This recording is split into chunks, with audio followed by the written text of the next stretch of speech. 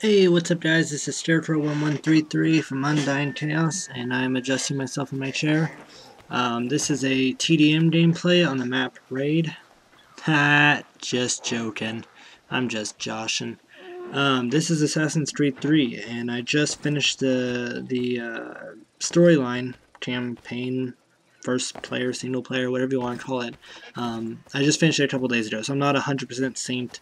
I don't have all the other bonus stuff unlocked or done or finished, but I did finish the storyline, and I just want to make a quick video on my thoughts on it.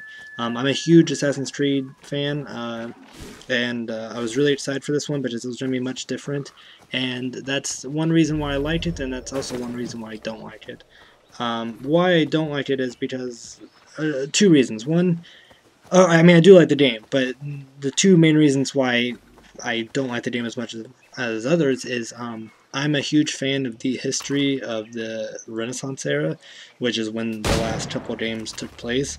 So naturally, I just really love those games. I'm also extremely fascinated with Italy and its history. So obviously, Brotherhood and Assassin's Creed 2 were right up my alley as far as that. Whereas on the other hand, American history, I'm not that interested or excited about, for no particular reason, just not my cup of tea. So the era of it is not the most exciting for me. That's not the fault of the game at all. That's just my personal preference. I'm sure there's a lot of people who absolutely hated playing in Italy in the 1500s. So and then more power to you. So that's no fault of the game. But one thing that is bothersome about this game was in the past games there were a lot of side things to do, and there's a lot of side things to do in this one, but it helped you in the other game. Or in the other game, they felt like side things, but in the end, they were actually things you had to do to complete the storyline. I'm just talking about the storyline, not 100% scene.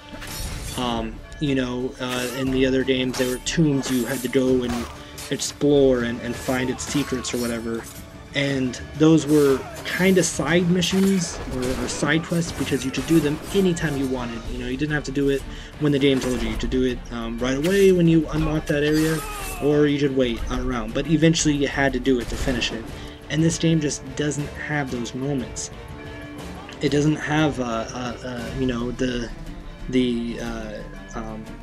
all the businesses that you can go and buy from. There's general stores and stuff like that, and you can trade and hunt animals and trade their their meat and everything, but you can't buy. I mean, you can buy new weapons, but it's just not as lively as the other games as far as the cities, and that's because this game is based on the wilderness. It's not a city game. There is Boston and New York. You can go to both of those cities, but they're very, very young Boston. So they're nothing like they are today, or nothing like what Rome was in the 1500s, or Venice, or Florence, or anything like that. So it's a different feel of a game. A lot of the game takes place in the wilderness, and the wilderness is absolutely gorgeous in this game. Huge cliffs, flowing rivers, deep forests that just feel real.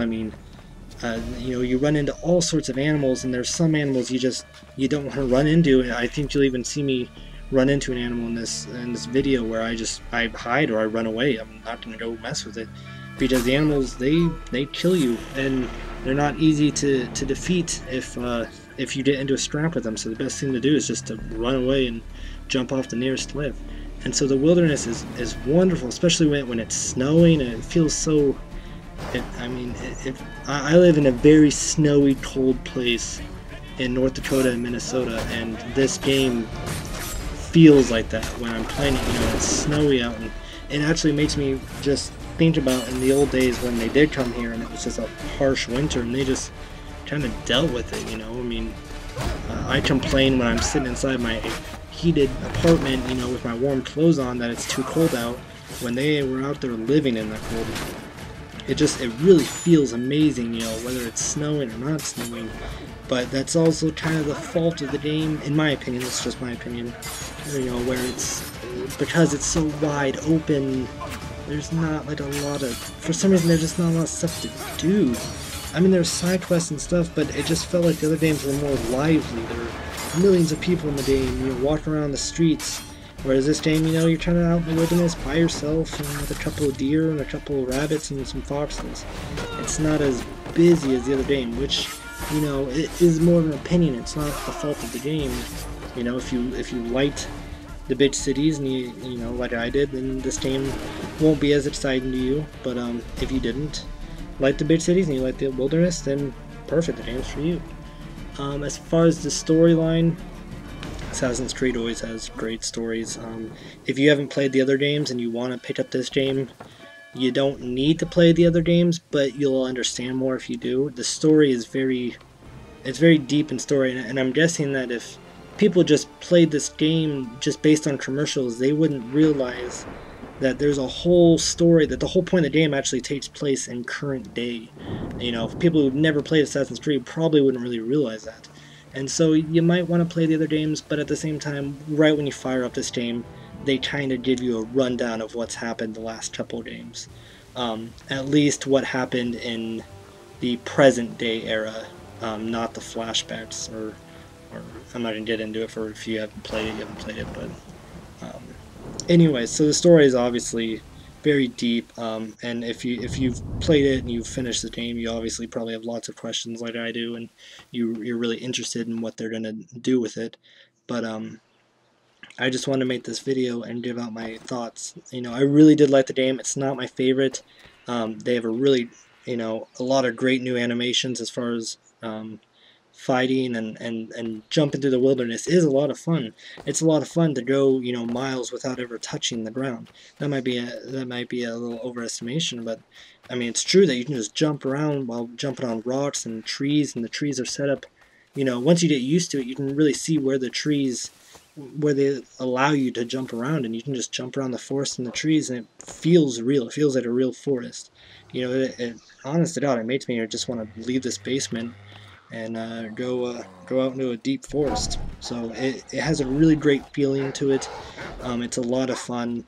The story isn't, not the story, but just the story missions, or this main part of it, doesn't have all those little side things you can do that are really important. You know, there's like, it's there, but it's just not really tied into the story.